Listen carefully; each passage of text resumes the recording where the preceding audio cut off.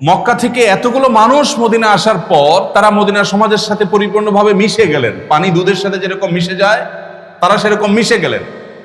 ঘরে ঘরে মারামারি হওয়ার কথা ছিল, ঘরে ঘরে গন্ডগোল হওয়ার কথা ছিল, ঘরে ঘরে সামাজিক ক্রাইসিস হওয়ার কথা ছিল, কিন্তু একটা সিঙ্গেল কেস, একটা বিচ্ছিন্ন ঘটনাও খুঁজে পাওয়া দুরূহ হয়, কঠিন হয়।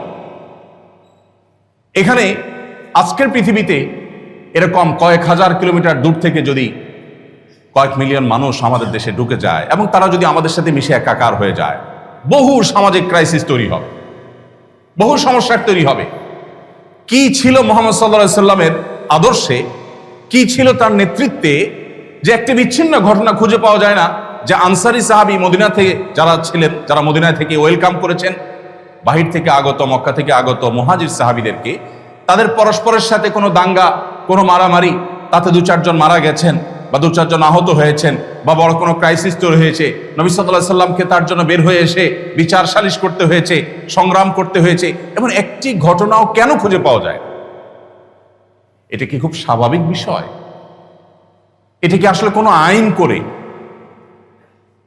একটা সম্পূর্ণ বিপরীতমুখী বা অনেকটা বিপরীতমুখী দুটি সমাজের মানুষকে দুধের সাথে পানির মতো মিশিয়ে একাকার করে তাদেরকে শান্তিপূর্ণ সৌহার্দ্যপূর্ণ পরিবেশে রাখা, এটি কি আসলে সম্ভব? কিন্তু এই অসম্ভবকে তিনি সম্ভব করেছিলেন। সম্মানিত উপস্থিতি, কি ছিল তার মধ্যে? তার নেতৃত্বের কি গুণাবলী ছিল, কি কোয়ালিটি ছিল, কি সেই সম্মোহনী শক্তি যেটা এখনো আকর্ষণ করে?